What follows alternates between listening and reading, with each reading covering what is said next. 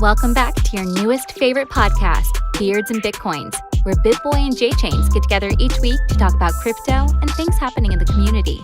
They will bring you some special guests and giveaways, so make sure you're subscribed. For all show-related news, you can find the guys on various social media outlets.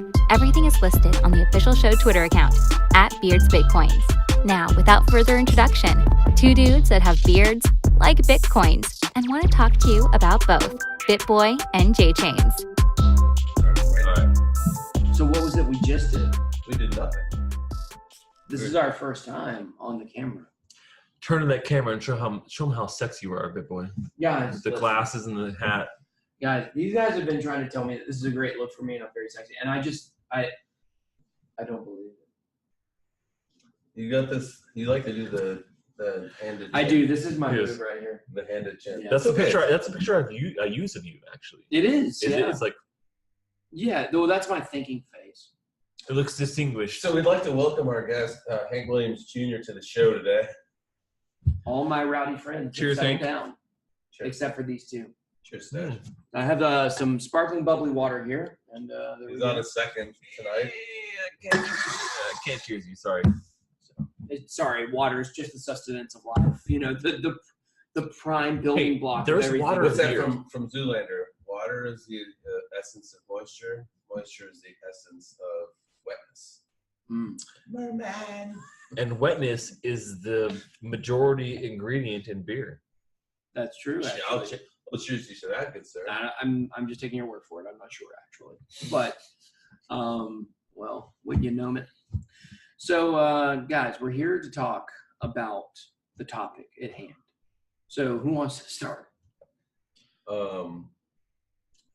Stache? I think that when it comes down to it, the topic at hand is always trust. It is trust. Ooh, that's true. that's And I want Because if you can't trust somebody, you don't actually know somebody. It's true. And I want you guys to notice what just happened here. What just happened here is we wanted to talk about a certain topic, but we hadn't actually decided on what it was or even threw out possibilities.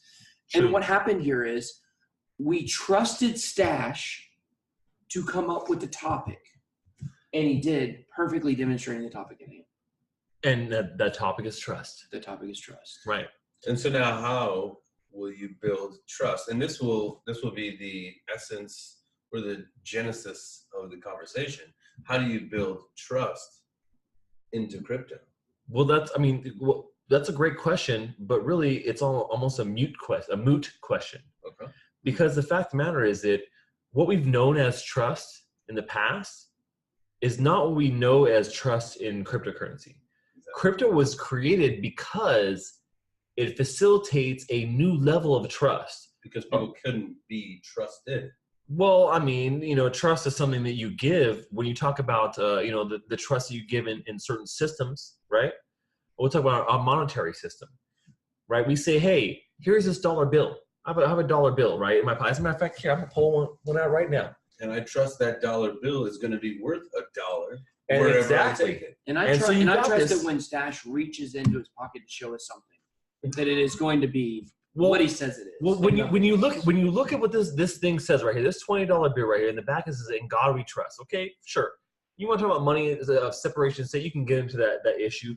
But the fact of the matter is, when we talk about what this is valued at, how much this is actually worth, the worth comes down to the trust and faith of the government that we support, right? The United States government. Because it's not worth 20 Bojangles. It's not worth 20 Bojangles. It's worth $20. It's worth $20. But why is it worth $20? Because that's what they say it's worth. And who's they, right? It's the U.S. government. I've always wanted a shirt. Always. This probably happened in my late teens. I've wanted to make myself a shirt. Yeah, it doesn't cost a whole lot to make this shirt, and I don't know why I haven't done it yet.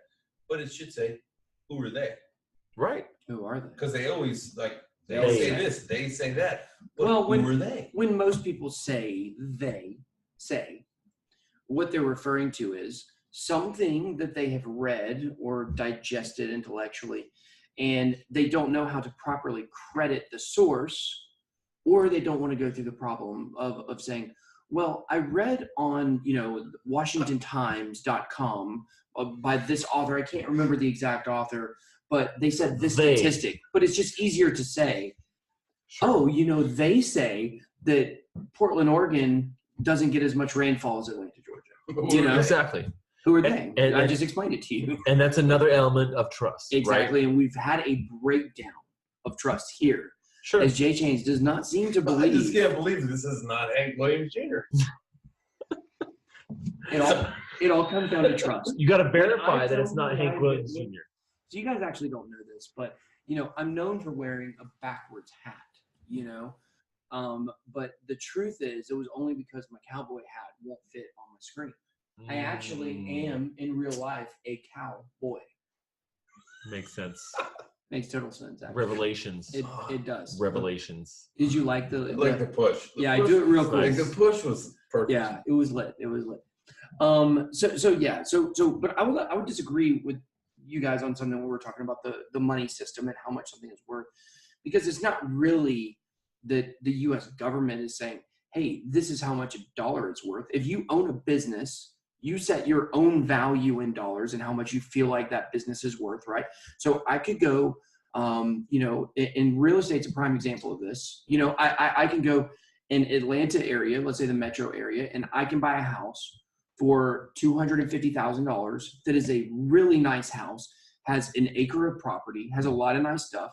I go over to a different part of the country where real estate is much, much higher, and I could get California, and I could get the exact same house on the housing styles are different in the areas, but let's just say hypothetically, I were to go and get the exact same house on the exact same size of land, but the value will be so much higher in that one place. So there's a lot of factors, market, supply, demand, all these things that actually go in to really tell you economics to tell you the true value of a dollar. But you're talking about an asset. You're talking about the value of an asset versus the value of a consistent piece of paper. This value is always 20. Yeah, right? Because that's what it says. Because that's what it says. Well, you go to Venezuela, that's not the value of 20 anymore. Why is this always the value of 20? Because it's what it says. Because it's what you like to believe. And who backs that? That's what it says. Bunch of jokers. Bunch of jokers. Right. They exactly. They live full circle. And once again, that's the problem is that we put our full faith and trust into the U.S. government saying that this is going to be worth $20 always. But the fact of the matter is, if I held this $20 for the next 10 years, I would not be able to buy $20 worth of goods. I would only be able to buy, we'll say $19.50 worth of goods, because the rate of inflation is going to increase on me, and this $20 is not going to buy me the same amount of milk or the same amount of rice or the same amount of beans that it buys right now. And so when you talk about the value of something and what gives it value, well, people say, well, what gives Bitcoin value? Yeah, it's the same principle. It's the same principle, but there are some underlying effects that are different. That you can print more of that. You can print as much more of that as you want, whenever you want. You got a printing press? Worthless. Just give it to me. You can make it. Bitcoin, and if we're talking about Bitcoin, there's a finite number that will never change. This is something you can change. To me, and I was explaining to someone, we've recently been having conversations with the market going up about, is this all just people that are still in crypto? Are there new people coming into the space? Is any of this new money? And I believe that some of this that is pumped the market, not all of it, not the majority, but some is new money coming in, and also people who have been on the sidelines coming back in, because I know specifically people who fit those descriptions that have been buying Bitcoin over the last 3 or 4 days. I know that. I've talked to people. One of these people sent me a message on another platform, and I know him from a totally different business, has nothing to do with crypto. He knows I do crypto, and he started asking me about Bitcoin, asking me about cryptocurrency. So of course I pushed him to my channel. He didn't even know that I did a YouTube channel. Right. So I pushed him over there, and he said, well, what's up with this? What is up with this Bitcoin? And the single most interesting thing about Bitcoin to me that I believe will ultimately drive the value is the scarcity of it. We've never seen an asset class like this before, where we have a limited number that cannot be made more of. And not only that, but we also have a guideline by which we can only divide it into so many ways, because people don't take this into consideration. People always talk about 21 million Bitcoins. That's the total supply, right? Right now, where are we at in circulating supply? Like 17.4, 17.5. We just got a few more years before we mine them all. Well, no, a long time. 2145. Yeah, Potato, right? Yeah, a few, maybe like 20, whatever. we will destroy Maybe like a few hundred years. Yes. I will actually be the computer that mines the last Bitcoin. But people people don't take this into consideration. We always say, oh, well, there's 21 million Bitcoins. Like, we don't have them all mined, but we know there's 21 million. But if you were to break that down further, we actually know exactly how many Satoshis there is going to be. There's 100 million Satoshis in every Bitcoin, right? 10 million? Or I think it's 10 million. There's 100 million. Is it 100 million? It may be 100 million. It's 100 million Satoshis in every Bitcoin. It's 8 decimal places. It's true. Do your math. Do your own research, folks. Yeah, it's 8 decimal places. So I think. I'm pretty sure it's 100 million Satoshis. Yeah, you're right. It is 100 million because when you get to the 99th, then it rotates over. Yeah. It is 100 million Satoshis. Thank you for making me look like an idiot on this podcast. I know the decimal places, guys. That's all that's important. So anyway, if it's 100 million, if it's 100 million Satoshis per Bitcoin, then there would be 2,100 millions, which would probably be something like 21 trillion total Satoshis or more. I don't know, something like that. You guys do it's like counting pennies. Yeah. What's that math? It's like counting pennies. Y'all talk and I will work that math out. Well, like, you make a great point, but what it comes down to back again is trust. You say, okay, well, the big thing in this system is that it's inflationary versus deflationary, right? Our currency, our fiat currency, is an inflationary currency. Mm-hmm. Every year, end over year, you're losing 2% of your value. You sock away this $20 bill, and 2% of this is going to be gone in the next year. So your 20 is that's a guarantee. 18. It's going to buy $18 worth of goods, essentially. That is almost a guarantee, year end over year. And you can see that. You can go and see charts. You can understand exactly the purchasing power of your dollar. Like, yeah, this is still $20, sure. But how much is this going to get me? So this isn't a plug by any stretch of the imagination, but like, if like you're worried about this kind of stuff, like shopping at like a Costco is a good thing for you. It's a good value, right? I mean, so like any place you're getting a discount, I guess, is a great value. But what it comes down to is like if I can buy myself like a couple of years worth of rice, sure, I'll save myself a couple. If you could, you're right. And the goods that you could store for a very long time, like, hey, I'm gonna buy 10 packs of toilet paper, of 50 packs. Like, sure, over the course of time, like that amount, the cost of that toilet paper in USD value is going to go up, and therefore you've gotten it cheaper. So preppers are onto something. Sure, for goods they can store a long time, it's great to be able to have those things. And I think that's one of the best things about like a Costco or like a bulk purchase of an item. But when you talk about that in contrast to what Bitcoin is, and it has this very deflationary asset to it, the fact that you know the exact amount of Bitcoins that are ever going to be in existence, it comes back to trust. This is a system that we can 100% mathematically trust. That's math, baby. You understand that when you put a result into this, you're going to get this X value out of this. Versus, it could be anything. Shit, we'll just print more money tomorrow. I'm sorry, like the calculations you've made today don't make sense because we've just changed the game. Because we just printed, $100,000 of USD. Well, I always make this example. Go ahead. No. They. Do your thing, and I'm gonna ask you. Okay. What I was gonna say is, as you guys know, I am from the Wild West, and if we were to go back, You live on the East. So I'm from the Wild West, the Wild West, the Wild. I wish I knew the lyric to the Will Smith song. I would sing it. Wild West. Yes, that's where I'm from. And back in the 1800s, we had what we called the Gold Rush, and the Gold Rush was. I'm going to give you guys some interesting facts here. The gold rush was revolutionary in our country. Okay. Gold became a serious asset class, driven became the standard. Driven by a more organized market, I would say. Right. I think so. In the past, it's been the standard since Egyptian times. For trading, yeah. for trading, but not necessarily as like a specific market asset class. Was a reserve. Is a reserve, correct. Sure. But which we no longer use, by the way. Right. If you don't know, Did you guys know? Do you guys know the people that made the real money in the gold rush were not the people that went out to California to find the gold, because only about 10% of those people actually found gold. The real people that made the money, Picks and shovels. And do you know what company it is that made their mark selling the picks and shovels? Stanley. Nope. I don't. Wells Fargo. Wells Fargo. You know what? Don't talk to me about Wells Fargo. Or Levi's. Wells Possibly. Fargo is the biggest scam bank on the planet. But right it started selling. It started during the gold rush. That's why their logo is a stagecoach.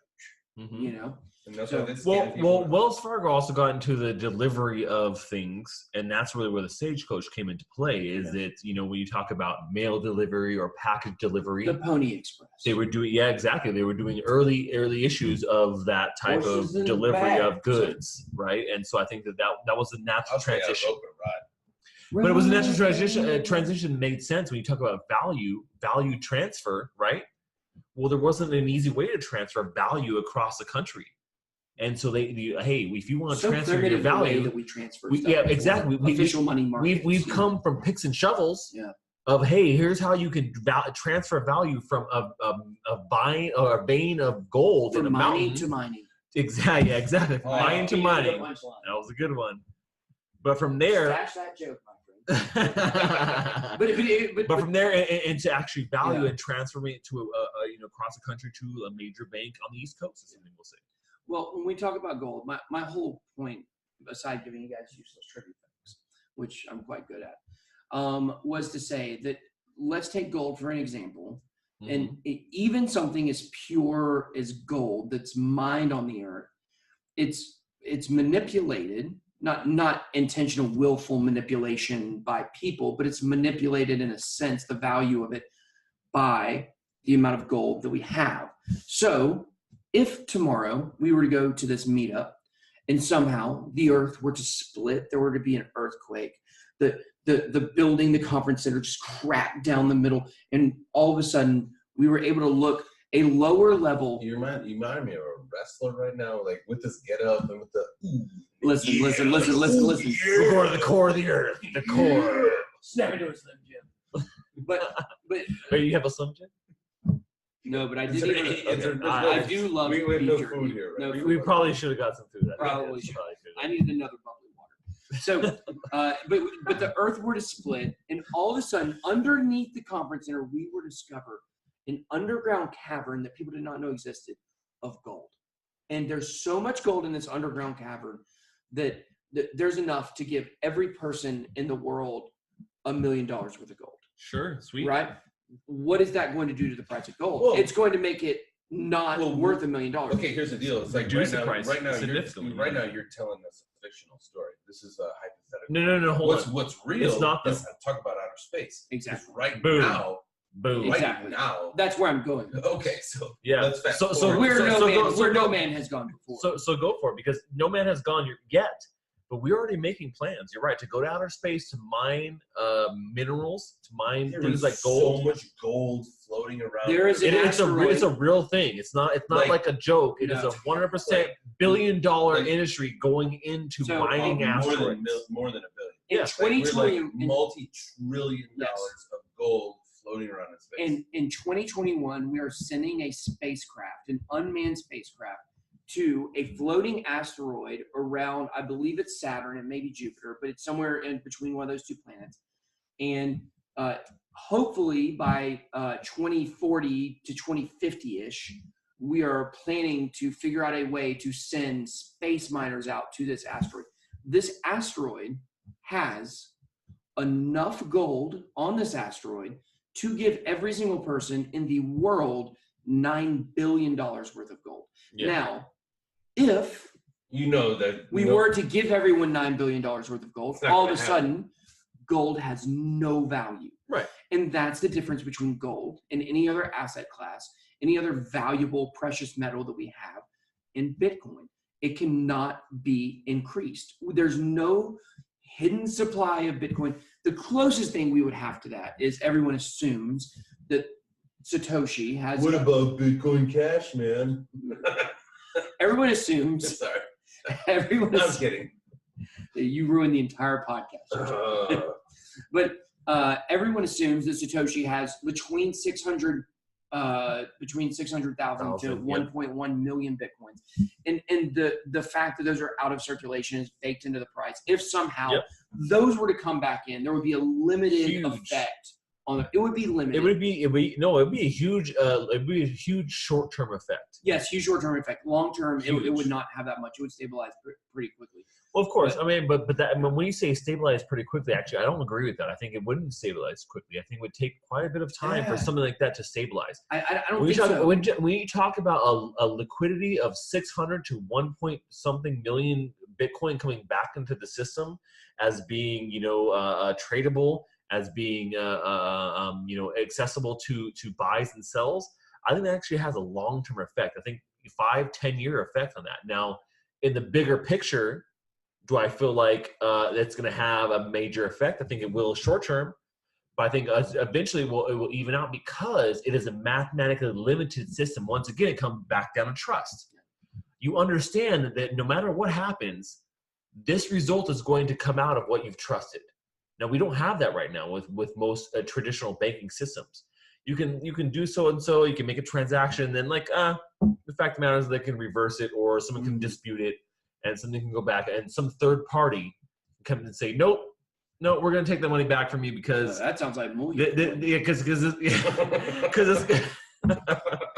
this guy said no, that didn't happen, and so we're going to take that money back from you as a merchant. Like you can reverse charges. Sure, that's the thing. But I think that was the coin that took it back from. Yeah, it's a long story, guys. You got to be careful with those ERC20s and other tokens. Sometimes they have codes built in. Baked in codes where they can be centralized, and some of the producers of the coins. Do your own research. Do your own research. Always important. So basically, and if you're wondering what that means, you watch 5 YouTubers and then make a decision. So at least. Just kidding. At least. But in all seriousness, I actually disagree with you on that because I feel like the price of it is baked in. However, there is a fear of that happening. I don't think the price is baked in. That's the thing. It's not baked in. I think that people understand that, and they come into it thinking that amount of Bitcoin is locked. Yes, that's what I mean by baked in.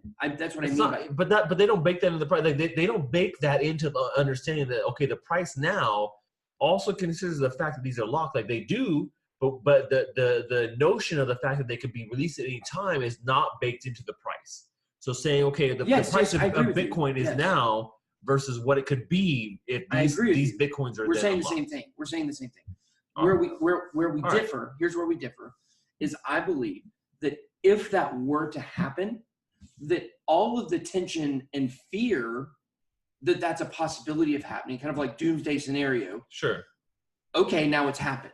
It's happened. Now we can move past this. Right. It's going to have a short. It's a one-time event. It's a one-time event. Sure. And that's it. 100%. And I feel like not long-term. I feel like maybe a 6-month to 1 year effect it might have. But ultimately, I think that might even be better because now you would never have to worry about that possibly happening. I agree with you on the fact that maybe it would be better because we don't have to understand like what kind of consequences could, because the greater traction that Bitcoin gets, the greater traction that Bitcoin gets along a time scale, the more effect something like that is going to have on the economy. That's true. So if it happens now, yeah, that's true. Less effect than it does if it happens in 10 years. Oh God, if it happened in 10 years, it can happen. Because when you flood the market with an asset like that, much bigger effect. 100%. Oh yeah, I mean when you flood the market with any asset, I mean you look at any asset class. I mean any asset class. There it goes. That was so funny. That was so funny what you just did. That sneeze. Well, let's. That's what's going to happen. I mean, any asset class, you flood the market with it, boom, it's going to devalue that market instantly. And so you're talking about a massive amount, 600,000 Bitcoin to maybe 1 million Bitcoin in the market all of a sudden because Satoshi decided he's going to sell. Well, let's bring up this topic. I think this is one of the most interesting topics in all of crypto. Do you believe that that's even possible? Do you believe that Satoshi is alive? Do you believe he's still active? Do you believe he's under a different name? Do you think he's someone that we know? And even more importantly, do you believe that this is an important question to be answered in a world where we're talking about where trust is everything, and yet we don't even know just because you did it before. And yet we don't even know who created it. When you talk about what Satoshi Nakamoto has done, and as an individual, and or maybe possibly a corporation, or possibly a multiple amount of people, right? We don't know. It's it's up in the air. The intent of what has come out of this has always been solely political. Okay. Was it political or was it anti-political? No. Well, I mean, you could say anti-political, but political. It's actually the same. No, yeah, it's the same thing. So nonetheless, it's political in its sense, right? Because no one who had created this, even if it's a group of people, one person, a corporation, whatever, people have so many theories about who Satoshi Nakamoto is, the CIA, whatever it is. The lizard people. Why would they embed in the very genesis block of Bitcoin the headline of a newspaper that was talking about bailing out banks? The Times, the Coinbase. Not the Coinbase.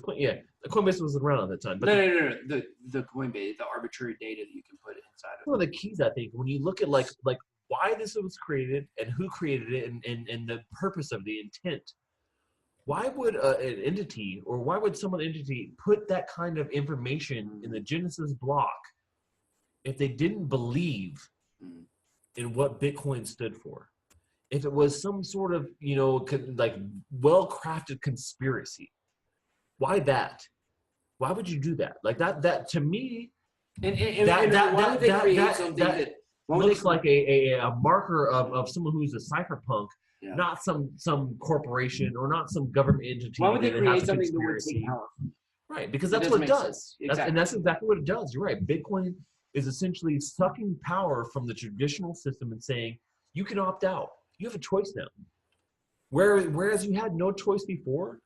If you wanted a bank, you want to pay check, like your bills with a check or with an account that you could then say, hey, here, landlord, here's my bank account, here's my information. Sure, you can see my history.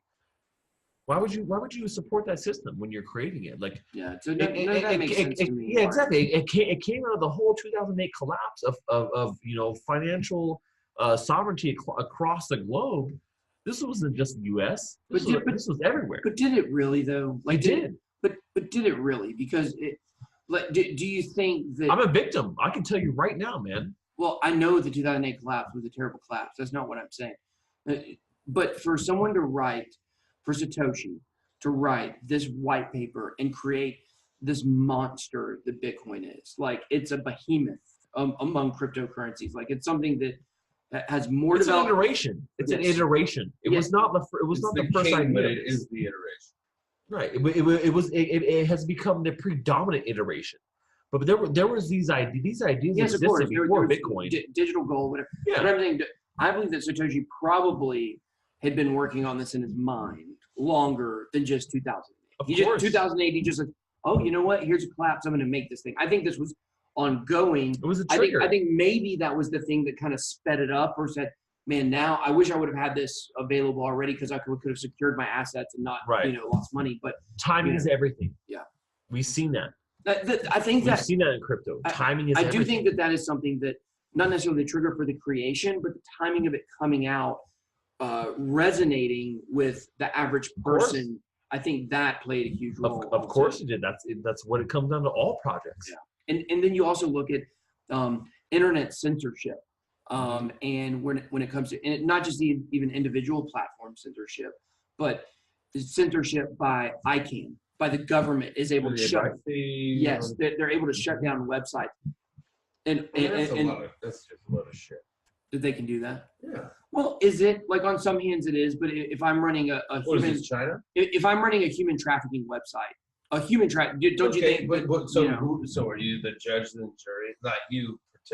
But that's not how it happens. If I want to sell beans, or if I want to sell women, like I get like the moral compass. You're saying where's the end? Where's the end? Well, I can tell you. If you can do this, and you can do this, and you can do this. Who's the judge and the jury? I can tell you. It's the FCC. No. If you let me explain, I can tell you basically the way that this happens, because I was intimately involved with a software that went through this process. Therefore, for buying pizza, no, with pineapples, tickets, right? It was for auto posting ads on Craigslist. Pizza with pineapples. No, you're saying that. Dude, I could go for a pineapple pizza right I don't mess with pineapples, and there's not a chance in the world that Blanco, Texas has a pizza place open right now. You have to admit that's true. I'm gonna. You can look it up. All right, Chains, you're on that. Let's do this. You're on that. So the way that this process happens is the government comes in and they seize your website. They seize the domain. The domain. The reason why they would do that is because they have sent you summons to appear in court or to answer to certain charges regarding whatever laws that your website is broken. And most of these places that get shut down are international. So they're in a different country running a country, a website here that gets shut down, and they never make the appearance. So it's kind of like, because they feel that they're not applicable to the laws because they're not operating within the confines of that. Well, and they wouldn't want to leave the warmth and comfortability of their own country to come to America because they have different laws. To answer for a law that they could end up going to jail for. So it's just easier for a lot of these places to get shut down, to shut down completely and just open up a new website, because then the place has to go through, a whole new process to start it over. So that's kind of the way that it works.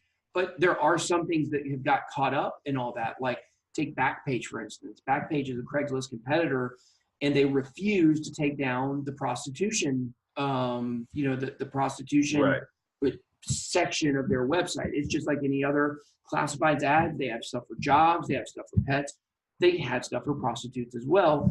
And the government came and said, y'all can't do this. They refused to answer the summons or whatever the case may be, and it got shut down. They seized the website. So there is an element of that is like, yes, where is the end? Where is the line? Where do we draw the line on the censorship? But my only point in saying all that is to say that for most places, they have a chance to at least answer that question to the government, but most places decline the offer to do it. But by having something that, let's say, violates terms of services of a website, because if I go to the Craigslist software I'm referring to, what they were doing was not illegal, but what they were doing went directly against the terms and services of a website. Yes, and so they were basically allowing people to break the terms of services, but that's not a law. That's where the internet censorship, my concerns about things come into play, is when a website can say, "Oh, we have these certain rules, and now these must be accepted as law. If not, we'll sue you. We will use the system. So now the government has to shut down your domain because we know that you're out of the country. You won't come here and answer for it." Can I interject really quick? About the pizza? Yeah, there's no pizza. There are two different Whataburgers that are 20 miles away, and then there's a Rose Hill Manor Diner.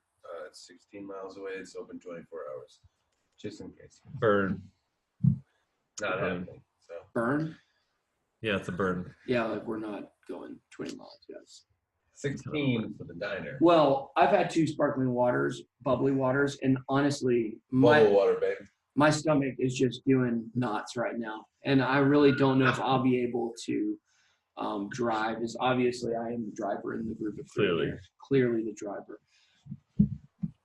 So, ma'am. Yeah, so that's where the censorship part comes in. No, and you're right. When you talk about censorship, I think that our ideas of censorship and what it entails and why we have it is a bit antiquated. I think that Bitcoin brings a new system to what we're doing, and we say, okay, well, if you can put pornography, child pornography, we'll even say on Bitcoin, well, then that's wrong. Someone should be able to censor that, and we should be able to take it off. Yeah.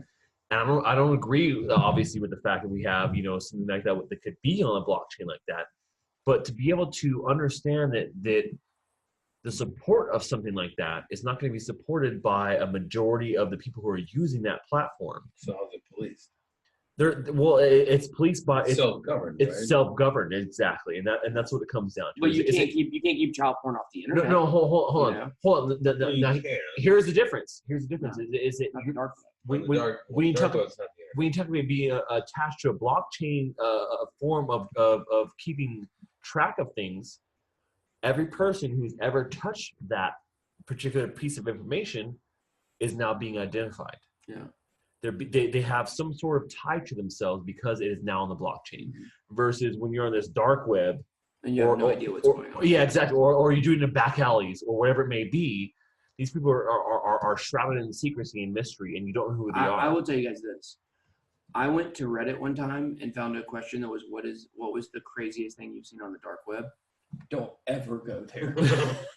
Do not ever go to that subreddit question. I wish we were live streaming this. It'd be easier. Now we gotta like figure out how to post this. I guess we should throw it away because this has really been garbage, guys. It's terrible. Really? Sorry, I'm trying to censor you. I'm Is trying. you're censoring me right now. Yeah, right. Now. I'm gonna make sure this goes live right now. You see this? This is me, Stache, 100% American. Damn it. Stache podcast. So yeah, it's an interesting conversation. I mean, obviously, when they did discover that there was some child porn links on the blockchain, on the blockchain, yeah, it is eye-opening that that's a thing that happens. But yet, that's decentralization. Like that's part of it. But you don't stop using the internet because it happens. Absolutely. You say, okay, my God, these child pornographers, they've been using the internet, the same internet that I use. Yeah, nobody thinks. I'm never going to use the internet again. Never. Everyone knows that's false. Right. I mean, that's the same thing. Just like before, when before the internet was around, you wouldn't say like, oh my gosh, child porn people use Polaroid cameras. I would never use a Polaroid camera because in a weird roundabout way, by using it, I'm supporting them. Like that doesn't make sense. This is related, but it's just such a strange thing. So in Austin, we've got this place called Barton Springs. It's a natural pool. There's an overflow where everybody goes. They bring your dogs, and you go hang out. And you do this thing, right?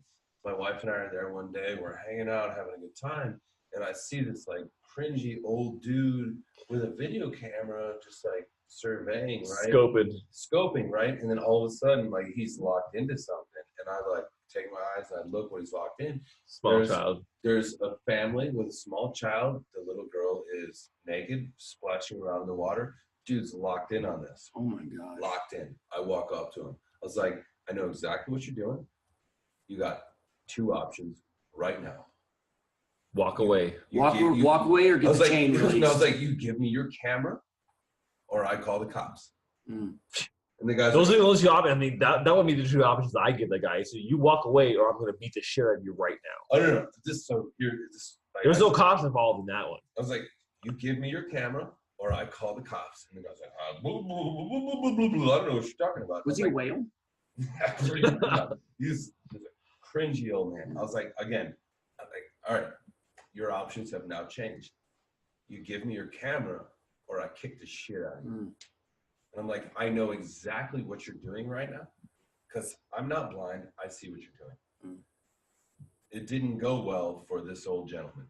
He was an old guy. It didn't go well for him because I didn't put up with it. His camera got destroyed, and so did he. And now he's dead. Well, he's not dead. He may be. He was old. He was hurting.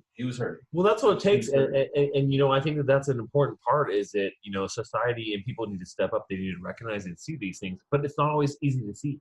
Yeah, it's not always. You're in a position. You're in a position to see it and to do something about it. But most times people aren't, And that's what I'm saying is that when you look at what blockchain does and what it gives to us, it gives us the ability to see that, identify that, and attach it to somebody and say, I saw what you did. Yeah, perfect. It's on the fucking blockchain. There's a perfect, exactly. There's a perfect, record of exactly what you've done, and here it is on the blockchain.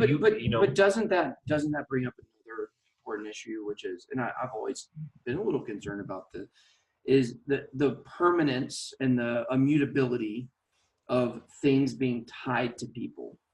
Is there a level where that becomes intrusive? No. Let's take this. Why would it be intrusive?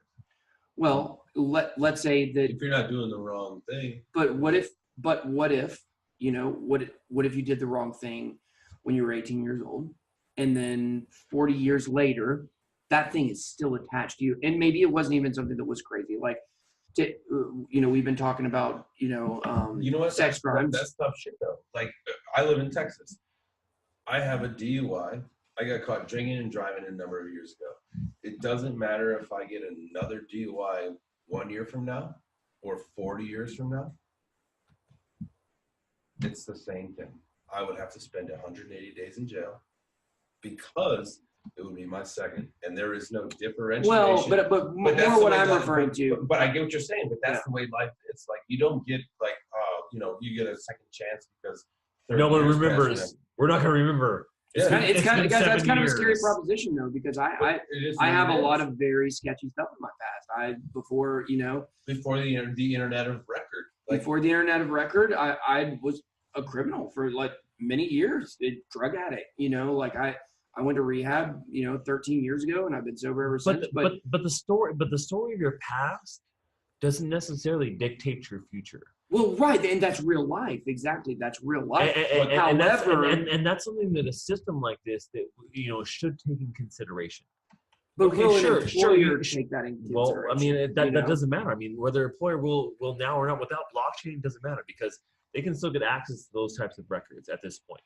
Not So- necessarily. There are If you have statute of limitations. if you have a criminal record, right, within a certain amount of years, they can easily access that record within see- a certain number of years. Right, But that, sure. yes, but that's what I'm talking about. That's what I mean. So within a certain number of years. So you can say, oh yeah, okay. Typically, But in this now- system it But says that 10 doesn't- years. Like what I was talking about with DUI, like there is no statute of limitations here in Texas. Well, but that's different. Right. We're talking about the law and the lead up between your first and second offense and your criminal punishment based on that.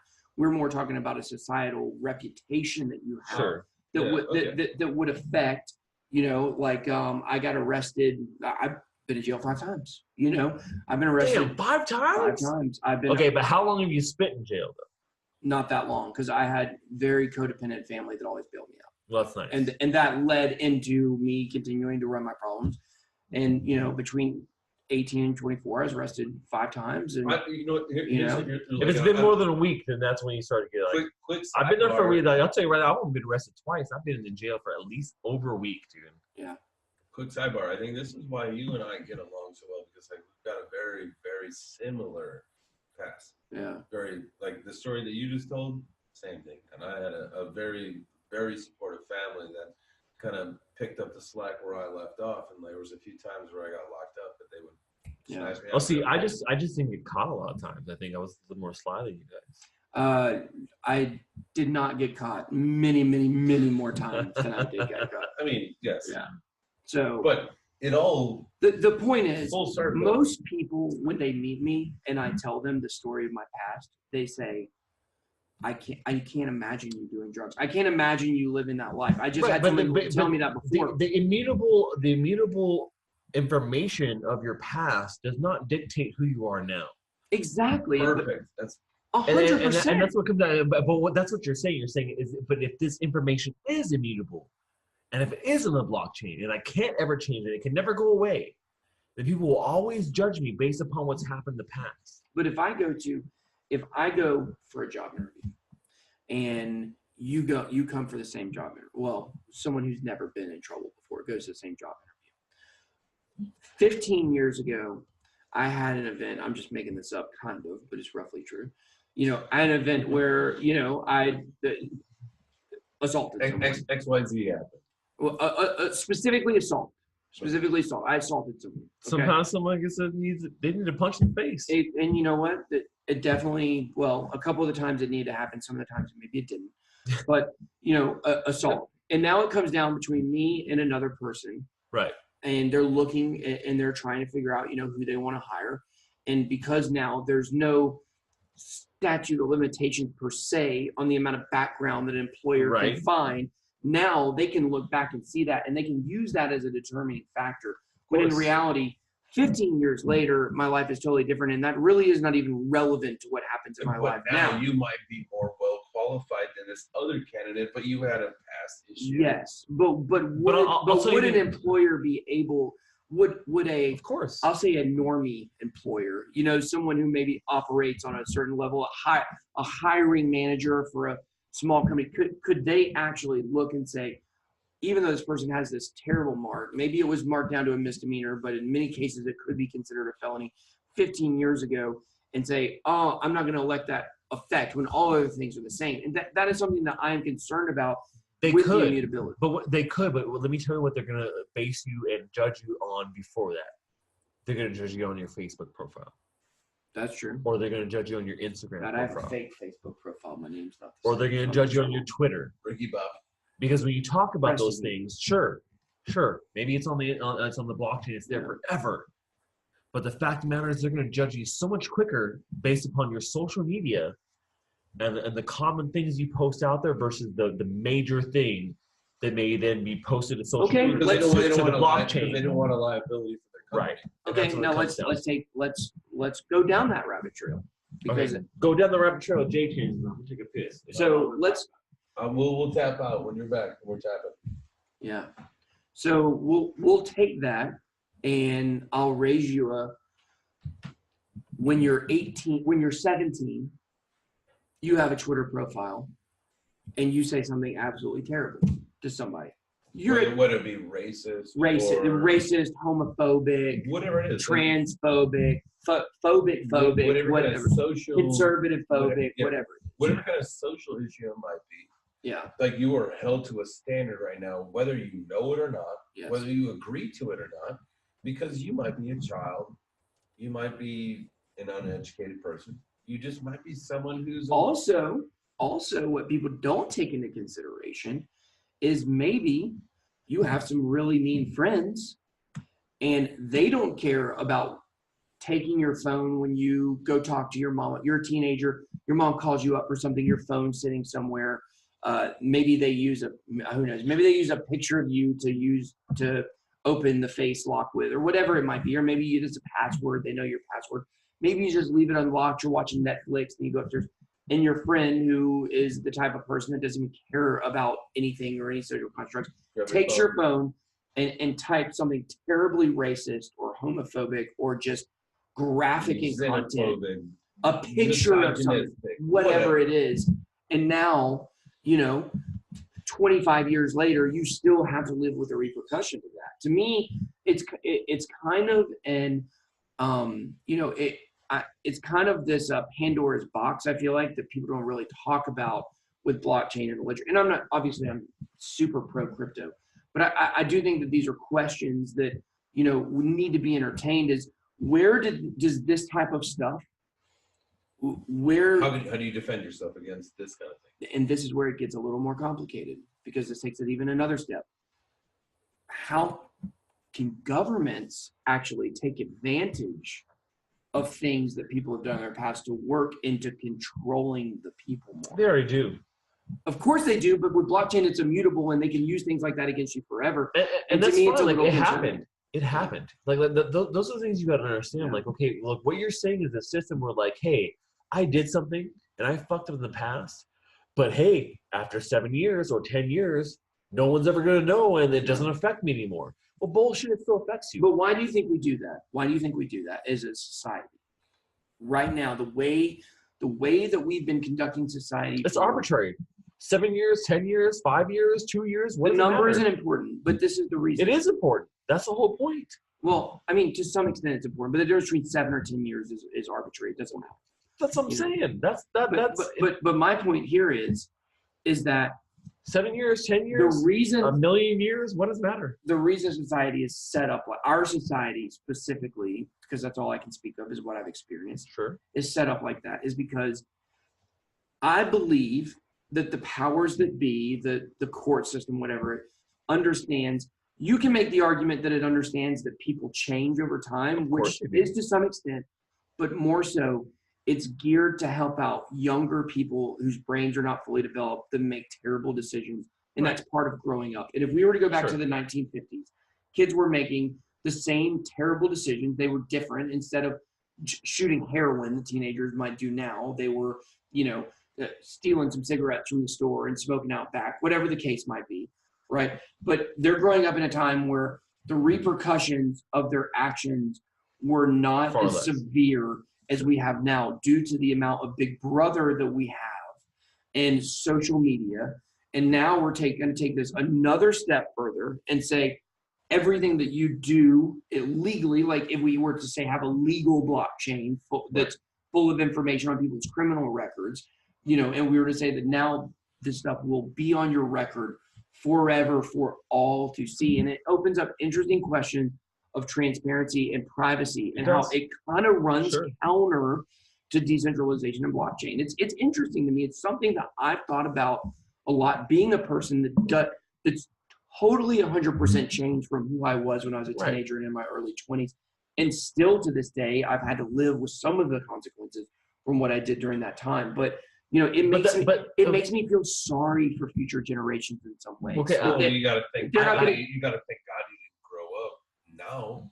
Oh my gosh, yes. Like, could you Well, I imagine, agree. Like, you imagine your whole life. No. Your whole life is On blast, social bro. media, yeah. But Your my whole life's kids, on my blast. kids are gonna have to live that life. Right. Well, you so know? you have to coach them through that, right? And And I'm a good coach. And I agree. I think the times have changed in that respect. But I think that when you look at, well, what is the fact there? The fact of the matter is that you're relying on a system that said after 7 years, every fucking you had is gone. It's gone. It's magically never there anymore. No one's ever going to know about it. No one's ever going to be able to see it. But it still happened. And so no matter whether you are getting the consequences of an employer seeing it or knowing about it, you personally still have to deal with that consequence your entire life. And so you're right. Maybe people won't be able to judge you based upon that because they can't look up your information and say, oh shit, I see BitBoy fucking, did so-and-so at this point when he was 17. What? I did who? I'm going to What? What was his name? finally, Was what? he cute? I don't know. Was it cute? Was he a good kisser? Oh my gosh. Keep her safe. He finally did it. All right, Later, listen, Bubba. guys, this is getting. This is going to. Okay, but you know what I'm saying? Like what it comes down to This is is going to be on the blockchain. I'm very concerned about the future. is it people are relying on a system that says, oh, after a certain amount of time, my actions don't mean shit. Well, in a certain way, I mean, you could make the argument that. But should that be the case? Should your actions at a certain point of time not mean anything, have no consequence? Well, but what I was going to say is, Yeah, I did something horrible, and after 7 years, doesn't matter no more. but I mean, Doesn't matter, right? maybe it wasn't horrible. No. Maybe it wasn't horrible. No, I understand you've changed. Maybe you spray painted some graffiti on a sign. Sure. And you got a government destruction charge. Right. Which, I've been there. Hey, honestly, I'll tell you a story right now. Actually, it's one of the five guys. I'll tell you a Not story. like the bird. I'll tell you a story that's right along that same lines, right? So I got a charge when I was young. I was like 17 or 16 of destruction of property because what did I do? I was at a school and I tipped over a porta potty. That's it. With a friend inside. Well, that's way worse than anything I've ever done. Did you That was your Did you get the friend. blue liquid all over? Oh, dude, everywhere. The blue liquor was everywhere. I tipped over because conveniently this porta potty was like next to a tree that was like down, and it was like a leverage point, and we tipped over and it just like tipped over perfectly, and we laughed for days. I would have killed you. But the fact of the matter was, yes, the kid that was inside was not happy, and neither were the cops, and they found us very quickly the same day, literally. All of us on the front of my lawn with all of our bikes, because back in the day, that's what we did. Of course, yeah. Right? Such a different time. Such a different time. We didn't hide behind. There was no cell phones, No, something like that. It was yeah, no, We had imagination. I rode my bike to the mall. It was like 15 miles away when I was in like it became a a serious charge of destruction of property. I'm on a school ground, so it was a big thing. And so that was something that you said the same thing like, oh well, what would happen if someone now your employer now or somebody saw that now and saw like, oh, you just tried, like, then they would use that against you. Yeah. Well, the fact of the matter is that still happened. No matter where they're going to use it against you, or it's off your record now, and they don't know about it, or the fact of the matter, it still happened. You still that event still transpired, and whether the fact that someone should understand that and understand where that is in the scope of you as a person. And if they really think that something that happened to you or you did at 17 is going to affect what you're doing now at 28, then I'm sorry, they're fools. Well, what I was going to say is, do you think that maybe in a weird roundabout way that the fact that consequences would now be permanent to some extent, that would actually maybe elevate society? Of course, to where it would. Now people would think twice about. But do that? But would they really? I don't know. That's a good question, because I know when you're in school, the teacher tells you something like, don't do this. Don't do this. And then This you're will like, go. I'm about This to do will it. go on This your will permanent follow you record. forever. This will And- follow and your does it permanent shape- record. Does it shape your decision? Where's my permanent record, by the way? I want to take a read. Who knows where it's at now, but where will it be in the future? On the blockchain. On the blockchain. On the blockchain. But like, so pre-blockchain, can I just let me. Your teacher was actually and your teacher was a KOL. She was a key opinion leader on blockchain and Right. didn't even know it. Well, Key see, opinion leader. You make a good point. Where is it? Now, let me get a read. without Just let me do a quick read. without the blockchain, where is it? Will it exist in some sort of database or some sort of file that doesn't get transferred? right? Like, You like go to it has to be in the school district Right. of where I grew up. you go to another state, and it's very easily that doesn't translate. That's You have a true. different system. You go to another country, there's no way they're gonna know. No way. And so we have that advantage now. But when you look at it like, oh, as an advantage, like, oh, I have this advantage of like no one knowing my past. Well, sure, to you it's an advantage, but when you really talk about it in a greater sense, is it really the way we want to go about society in a greater sense of like knowing that, hey, we can disguise and deceive what we've done and who we are as in our past to the things that we're going to interact in the future? So for some people, they say yes. It's a deep philosophical question. It is. It's not an easy question. I'm not. Pontificate, sir. And I'm not saying that If you'd the like for answer me is to yes. pontificate, I'm just saying that is the new truth that we're looking at. Well, it 'Cause it comes down to just depends on. Don't trust, verify. It depends on your outlook on the continuum of human life and age. Like, are we the same person when we're 48 that we were when we're 17? Of course not. Of course not. In some ways, we are. Time and experience You will know? always going to shape you. It doesn't matter. But you have the same tongue. Sure. You know, like you have the same. But it's arm. always slightly different. Even in the instances of being in the moment now. Tell her I got the horses in the back. So from the BitBoy that you were an hour ago versus the BitBoy you are now. I've learned so much. He's And learned in so about much. the last 3 hours, I've learned way more than I wanted. And who dropped the knowledge? Stashed it. Some of it, but some also shout out to my friend Amina. Some of Amina, also True, great. Thank you, true, Amina. which I'm not 100% sure to say. Well, also. But you know what I'm saying? Like that's the case. Is the fact of the matter is that you're never the Because same. nothing person, ever. exists. Here's something very interesting. The past and the future do not exist. Only the present exists. Only this current one moment We're where we living in are. the Matrix, bro. It's weird when you think about it, though, because if you think about it, the future and the past, and even to go so far as to say everything except for this exact moment, which changed moments like 8 times while I said it, Sure. exists. Only This is a perfect time for me to get into my new segment. This is, I don't know what I'm going to call it yet, but it's either going to be I'm great at branding. Tell me what it is. rewind or flash forward. Oh, right. So I'm going to ask you, sir, first off. All right. Okay. All right. Maybe This cap is a it real with segment. I think We this is actually like a capping segment. Is this like the ending segment? I think? No. No, we have way Oh, we more. have way more to go. This is the 4-hour podcast. This is the Joe Rogan podcast of crypto right now. Yo, we got plenty Yeah, of time. this may go all night. So this is a new segment that I'm going to introduce into our podcast, and I'm really excited about this. We're either going to call it the rewind or the flash forward or something. Sure. Something, right? Move up or back it up, you know? Ooh, the twerk or the The jerk? twerk, the twerk. Twerk segment. Wow, we're terrible. Going right for Whatever. Okay, so if The you moon of the wrecked. now. Tom? you know what? That would even fit for this. So here's the deal.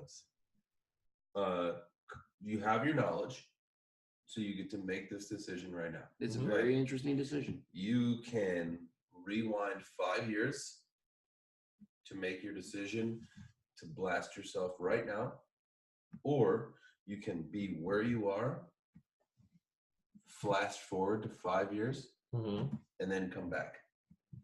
I'm always going to the forward. You're going to go forward. Always. Interesting. so- It's interesting because, I mean, there's a lot of advantages to going back also. There are advantages. You would get to re-meet me, which is There's no advantages to going back.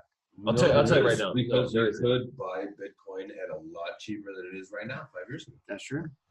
Okay, so you could set yourself up financially or you can see where the world is 5 years from now, and Okay. then position yourself, and then get back and then position yourself. So I get that, and that's what I'm saying. Well, that's it for this week. Thanks for listening to Beards and Bitcoins. If you like what you heard, show these guys some love and rate review on SoundCloud or iTunes. Also, remember you can always find the guys on social media. The show Twitter page is @BeardsBitcoins. You'll find direct links to BitBoy and JChains from there. Make sure you check for updates, announcements, and contests. Good luck to all who enter. See you next time.